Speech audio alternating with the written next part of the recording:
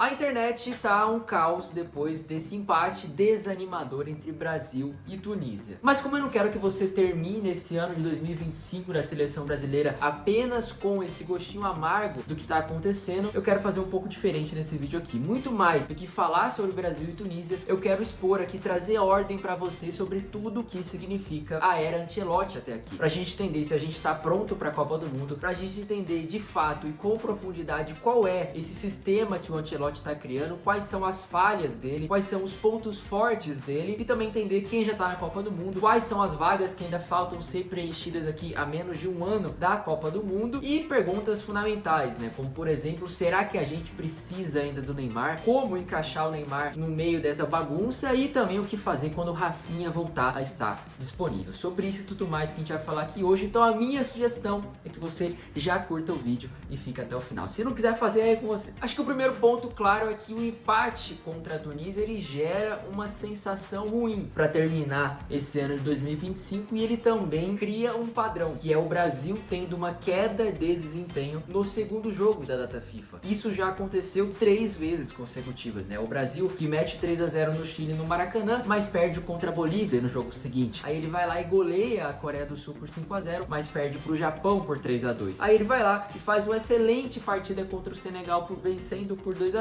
e depois tem esse empate xoxo contra a Tunísia. Então, como analisar essa queda de desempenho? Primeiro, eu tiraria o jogo da Bolívia da questão, né? Não dá para falar de um jogo que aconteceu a 4.000 metros de altitude, não tem análise para ser feita. O futebol não deveria ser permitido nessas condições. Agora, falando de Japão e Tunísia. O Japão, inclusive, a gente tem um vídeo aqui completo falando apenas desse jogo. Se você quiser assistir depois, vale a pena para se aprofundar mais. Mas ali a gente teve um excelente primeiro tempo da seleção brasileira, né? Um Japão que trouxe muita dificuldade, mas que o Brasil sai do primeiro tempo sendo muito eficaz, fazendo 2 gols em 2 jogadas muito bem construídas, não foram 2 gols por acaso, e já cria, né, um cenário completamente diferente na partida. Mas no comecinho do segundo tempo tem, claro, a falha do Fabrício Bruno, que muda completamente os rumos da partida, né? Não é fulanizar esse jogo, como fala nosso querido Bruno Formiga, mas um erro que muda os rumos da partida e que serve pra gente analisar como o Brasil reagiu mal a tudo isso, tanto mentalmente, né? Acho que acredito que alguns dos outros gols também têm falhas individuais, mas também coletivamente. O principal problema do Brasil naquele segundo tempo foi a recomposição defensiva, né? Principalmente porque você tinha o tempo inteiro o Martinelli e o Vini Júnior alternando suas posições aqui no ataque, assim como o Vini faz com o Rodrigo, ele fez naquela partida com o Martinelli, e aí a recomposição desse lado esquerdo aqui acabou sendo prejudicada porque o Japão conseguia atacar muito bem depois de recuperar a bola, né? Atacar muito rápido o Brasil depois de recuperar a bola, e aí forçava o Paquetá a vir cobrir esse espaço aqui, o que demorava mais, e nessa demora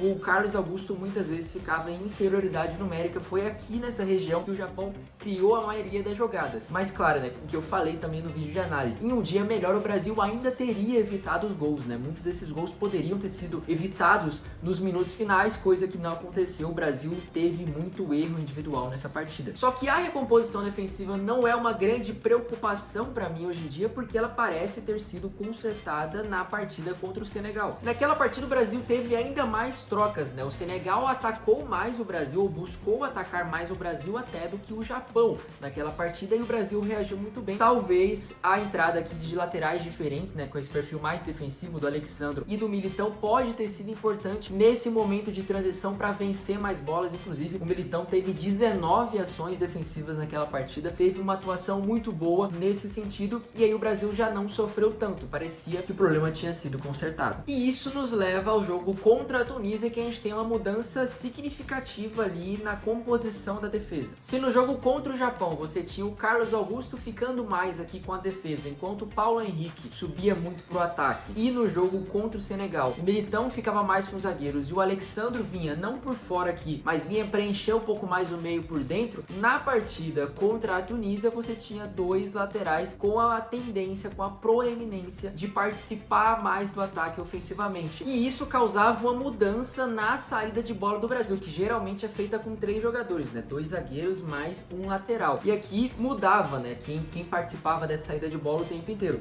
Às vezes poderia ser o Casemiro no meio dos 2 zagueiros, às vezes, né, muitas vezes era o Bruno Guimarães quem descia pro lado esquerdo para ser esse terceiro jogador, e aí causava com que o Wesley subisse mais aqui pro ataque e o Estevão viesse para dentro, mas com todas essas variações aqui para montar esse trio para fazer a saída de bola, o Brasil não se entendeu muito bem e isso está diretamente relacionado ao primeiro gol da Tunísia. Porque perceba que aqui no começo é o Wesley quem faz a saída de bola, quem é esse terceiro homem da saída de bola junto com o Militão e junto com o Marquinhos, e aí na sequência ele começa a ganhar campo aqui na direita. Aí tem o passe do Bruno que não sai, sai um pouco mais curto e claro, o erro maior aqui do lance é o domínio do Wesley, é o erro técnico do Wesley no domínio, isso é inegável. Mas olha como dá pra gente observar outras coisas, né? Esse domínio dele também acaba sendo, né, toda uma jogada que vai do não entendimento desses três jogadores, ou o entendimento coletivo da seleção brasileira em quem é ocupar esses espaços, porque quando ele erra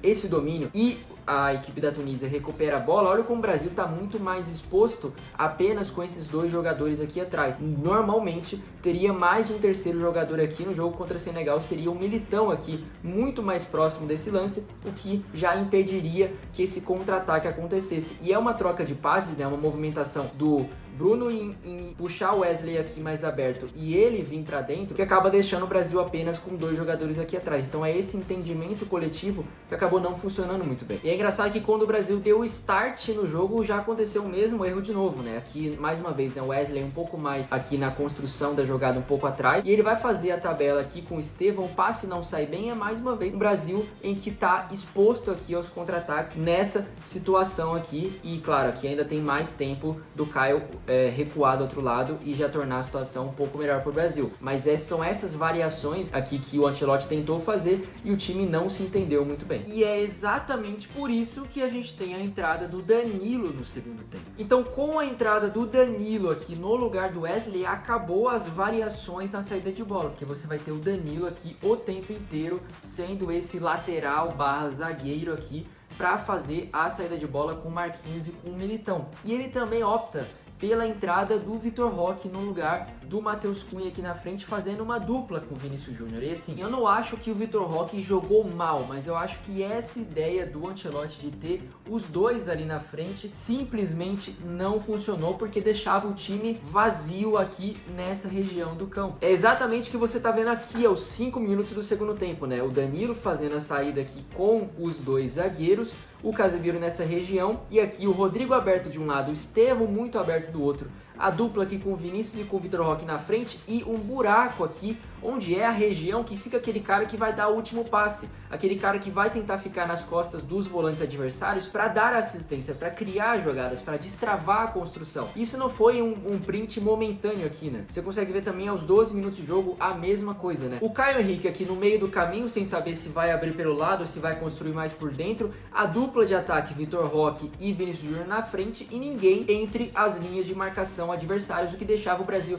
apenas rodando a bola de um lado a outro e não conseguindo um passe central muito mais perigoso. A situação até melhorava quando você tinha o Caio muito aberto pela esquerda e o Rodrigo vindo aqui para dentro. Aí sim você tinha ele nessa opção para construir as jogadas, mas mesmo assim ainda tinha o Vini Júnior e o Vitor Roque nessa situação em que a Tunísia está muito retrancada ali atrás, com vários jogadores dentro da área. Os dois ficavam encaixotados, inibidos de performar na sua melhor forma, o que leva a gente pro grande tema que para mim existiu aqui nesse segundo tempo e nessa partida, nesse empate do Brasil como um todo, que é essa formação do Ancelotti, esse 4-2-4, ainda tendo muitas dificuldades de performar contra defesas fechadas, contra situações que vai ser o Brasil o tempo inteiro no ataque contra um time fechadinho lá atrás. Ainda essa utilização, principalmente do Vinícius Júnior na frente, não funcionando muito bem. Porque, pô, esse 4-2-4 na trocação é uma máquina, né? Tanto que os melhores jogos do Brasil foram assim, né? O 5-0 contra a Coreia do Sul, 2-0 contra o Senegal, foram contra duas equipes que foram pressionar o Brasil em cima e, portanto, deixaram mais espaço atrás, mais um espaço para transição, para você ter a bola esticada do Vinícius Júnior, ter o Vinícius e o Rodrigo trocando com espaço para fazer isso, aí tendo o Cunha recuando para atrair os zagueiros e abrir espaço para esses caras na frente, o Estevão sendo o Estevão pelo lado direito, aí é uma maravilha. Agora, quando o Brasil precisa enfrentar uma seleção que se defende muito bem, muito fechadinha lá atrás, aí a situação tem sido um pouco diferente. E pra gente entender isso, a gente também precisa entender de onde o Ancelotti tirou a inspiração para esse esquema, né? O que o Ancelotti faz na seleção brasileira hoje é puramente o Real Madrid 2023-2024, né? Que sim, até começou aquela temporada numa formação, né, que a galera gosta demais, e é com essa trinca aqui no meio campo, né? Aliás, com esse losango aqui no meio campo, Rodrigo de um lado e Vinícius do outro, mas ele mudou isso a partir da metade da temporada, né? Talvez você se lembre mais claramente aí do Real Madrid e Manchester City pelo mata-mata da Champions League, que você já tem o Rodrigo pelo lado esquerdo e o Vinícius Júnior mais centralizado. Já tem essa mudança. O time que joga a final, né, ganha a final ali contra o Borussia, é exatamente esse daqui, com o Bellingham sendo mais essa dupla do ataque para o Vinícius Júnior e o Rodrigo pela esquerda, a dupla de volantes e também o Valverde aqui pela direita. Inclusive, se você não entende por que o Matheus Cunha é titular da seleção brasileira hoje, você precisa olhar para esse Real Madrid aqui para entender o papel que o Bellingham tinha nesse time fazendo uma dupla de ataque com o Vini, porque ele estava aqui porque o Ancelotti precisava de um jogador aqui na frente que ia reter essa bola no ataque, que ia brigar por ela pelo alto, que ia atrair também a atenção dos zagueiros e vir muitas vezes para dentro para construir, para que o Vini Júnior possa ser esse jogador extremamente móvel aqui na frente. Cair muitas vezes aqui, né, atacar espaço nas costas dos zagueiros, cair pela direita, cair pela esquerda, ser o que ele foi quando ele foi o melhor jogador do mundo. E poder também variar com o Rodrigo aqui pelo outro lado. Só que uma mudança chave é que aquele time tinha o Valverde, que era uma máquina na recomposição defensiva e muitas vezes já compensava aqui defensivamente, o que a gente não tem hoje, né, tendo o Rodrigo e tendo o Estevão, jogadores muito mais ofensivos. Quem precisa recuar muitas vezes é o Matheus Cunha, e aí ele não vai estar tão presente no ataque quanto o Bellingham poderia estar. Segura aí que eu tenho um convite especial para você que sonha em trabalhar com futebol ou que simplesmente é muito apaixonado pelo jogo. Eu tô abrindo vagas para minha comunidade, a comunidade Especialistas, que foi pensada para tornar você um especialista de futebol. Então sim, lá dentro a gente tem muito conteúdo sobre estilos de jogo, conceitos táticos, evoluções do futebol, mas também a gente tem um lema, que é aprender futebol consumindo futebol. Ou seja, a gente também assiste muito jogo junto, debate sobre as partidas, recebe convidados que trabalham no meio do futebol para trocar experiências, enfim. O intuito não é ser um curso que morre depois de algumas aulas, mas sim uma comunidade viva, feita de pessoas que amam se aprofundar para o futebol e querem transformar a sua experiência. O que, graças a Deus, tem dado muito certo até aqui, como vocês podem ver por esses depoimentos. Se você se interessou e quer fazer parte desse movimento, o link para participar tá aqui na descrição do vídeo. Vai lá, dá uma conferida, vê se faz sentido para você. E é isso, fechou? Pode continuar com o vídeo aí, é nóis. Mas o ponto é que esse Real Madrid era um time de transições ofensivas, né? Era um time que na Champions League, no mata-mata, deixava o adversário com a posse de bola, recuava um pouco mais atrás e tinha o seu forte justamente nessa capacidade de atacar, com o Vinícius Júnior atacando esse espaço, com o Rodrigo aparecendo ali na frente, e assim que ele ia construindo os seus resultados e matando as partidas. E aí, quando chegava em situações que ele precisava propor o jogo, por exemplo, semifinal contra o Bayern de Munique, entrava o Rosselu ali na frente, Vini Júnior era puxado pela esquerda, às vezes o Rodrigo aparecia pela direita, um pouco mais centralizado, e aí tinha um cara de área ali para mandar essas bolas o tempo inteiro, o que nos leva à questão, né? Primeiro, a seleção brasileira com 8 jogos, né, com um trabalho de 8 jogos, não tem também a quantidade de variações e ela não tá tão azeitado quanto aquele Real Madrid poderia estar tendo tanto tempo de trabalho com o Ancelotti. Já é uma questão para você quebrar defesas muito bem montadas, mas também o fato de que essa formação desse ataque, desse quarteto ofensivo do Brasil, ainda falta um ajuste para essas situações em que a defesa adversária está mais fechadinha. Então, se o Brasil vai enfrentar uma seleção fechadinha lá atrás como a Tunísia, acredito que a gente precisava de mais presença de área aqui na frente, porque não vai ter espaço para correr. Você vai precisar de um cara para brigar com os zagueiros, para ter presença de área. E aí você pode pensar no João Pedro para ainda ter um pouco mais de movimentação ali, de troca de posição, mas acho que um fator crucial para o Brasil nessa situação é alguém com capacidade de fazer o pivô, e eu acho que não existe nenhum brasileiro melhor nisso hoje do que o Pedro, para você não ficar só vivendo de bola esticada ali para frente, para os caras tentarem correr sem espaço, mas ter alguém para que você coloque a bola no chão, faça alguém para fazer uma parede, para receber a bola aqui na frente. Aí não é o Vinícius Júnior aqui na frente, né? Você colocar o Vini pelo lado, colocar talvez o Rodrigo para receber a bola aqui depois do pivô, atrás dos volantes, aqui nas costas dos volantes, numa região de criação, para aí sim acionar os outros pontas aqui na frente. E talvez assim, o Vinícius Júnior não precisa nem ser intocável na seleção brasileira, né? Se não tá funcionando acompanhando ele nessa situação aqui com pouco espaço para correr, você pode colocar o Rafinha também. É um cara que eu acho que quando voltar vai agregar muito para a seleção brasileira, porque pela esquerda foi melhor do mundo no Barcelona, pode jogar também aqui por dentro nessa função aqui do Rodrigo, pode jogar até na direita, né? Mas eu não mexeria no Estevão agora. Mas que traz outras valências aqui que o Brasil precisa também para conseguir superar essas situações de ataque contra a defesa. Acho que o Brasil só precisaria do Neymar para uma situação muito específica de jogo, que é a seleção não tá precisando brigar pela posse de bola, tipo, os caras estão chutando a bola para fora, a posse de bola é da seleção brasileira e o Brasil tá tendo dificuldade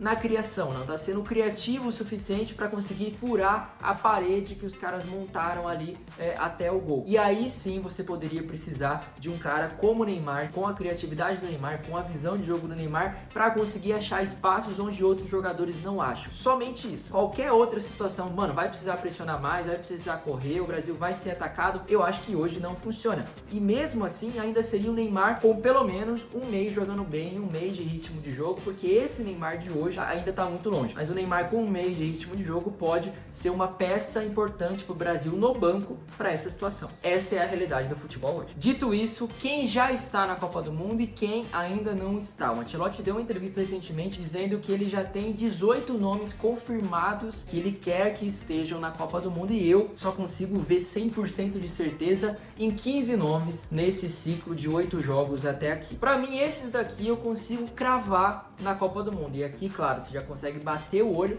e ver que temos um espaço em branco nas duas laterais. Por quê, mano? Primeiro, que já passa por essa questão da saída de bola, né? Em alguns momentos, o Ancelotti utilizou laterais esquerdos que ficavam com os zagueiros, né? Que não eram laterais esquerdos ofensivos, como Alexandro, como Douglas Santos, como Carlos Augusto, que ficavam mais com os zagueiros na saída de bola para que o lateral direito ofensivo suba pro ataque. Wesley, Wanderson, PH também já foi testado. E nesses últimos 2 jogos ele passou a utilizar laterais direitos defensivos, né? O Militão, o zagueiro por aquele lado direito, o Danilo ali também naquele lado direito, e aí passou a dar chances para laterais esquerdos ofensivos, como o Caio Henrique, até o Luciano Juba também foi chamado, acabou não jogando. Ou seja, não sei qual vai ser a escolha do Ancelotti, né? Se vai ser ter 2 laterais defensivos, um direito e um esquerdo, e mais um cara ofensivo, direito e esquerdo, se vai ter que ser um lado defensivo e outro ofensivo, ainda tem muita dúvida nisso, por isso eu não consigo cravar ninguém nesse momento, nessa altura do campeonato. E aqui o Militão até poderia ser considerado já como lateral direito. E na zaga, acho que um cara que pra mim tá 95% dentro é